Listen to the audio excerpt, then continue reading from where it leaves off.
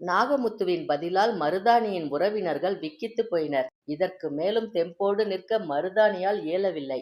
அவள் கண்கள் சுழன்றன. அவள் கையில் இருந்த குழந்தை நழுவி தரையில் விழப்போனதை அருகில் இருந்த கணவன் பிடித்து கொண்டான். இருப்பினும் அது பெரும் குரல் எடுத்து அழுதது. அது தன் தாய்க்கு ஏற்பட்ட மானக்கேட்டை கண்டு அழுவதைப் போன்று வேலு நாச்சியாருக்கு தோன்றியது. அவர் மருதாணியை பார்த்தார். முத்தையாவின் முகத்தை பார்த்தார். அதில் இப்போது கம்பீரம் படர்ந்திருந்தது. ஆனால் சாட்சி சொன்ன நாகமுத்து தலை கவிழ்ந்திருப்பதை வேலு நாச்சியார் காணத் தவறவில்லை. நேற்று இரவு என்னதான் நடந்தது என்று கூட்டத்தில் சிலர் குழம்பினர். என்னதான் நடந்திருக்கும் என்று வேலு நாச்சியார் யோசனையில் மூழ்கினார். அந்த நேரத்தில் முத்தையா கண்மாய்க்கு ஏன் சென்றான்? மருதாணி நடந்தவற்றை சொன்னதும் முத்தையா தலை குனிந்தது ஏன்? சாட்சி சொன்ன நாகமுத்து முத்தையாவின் கூட்டாளியாக ஏன் இருக்கக்கூடாது? இது போன்ற வினாக்கள் வேலு நாச்சியாரை உண்மையின் அருகில் கொண்டு சென்றது. தமது இடுப்பில் செருகியிருந்த சவுக்கை வேலு நாச்சியாரின் கரங்கள் பற்றின. முரட்டு குதிரையை அடக்க முயன்ற போது கூட பயன்படாத சவுக்கு இப்போது உத்தரவுக்கு காத்திருந்தது. கூட்டம் அமைதியில் ஆழ்ந்திருந்தது. மறைந்திருந்த வேலு நாச்சியார் கைகளை தட்டினார். ஓசை வந்த திசையில் அனைவரின் கண்களும். சிரித்தபடியே வேலு நாச்சியார் கூட்டத்திற்குள் நுழைந்தார்.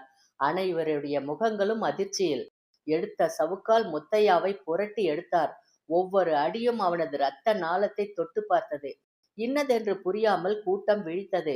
தங்கள் மீது அடி விழுந்து விடுமோ என்ற அச்சத்தில் சிலர் ஒதுங்கி ஒதுங்கி சென்றனர்.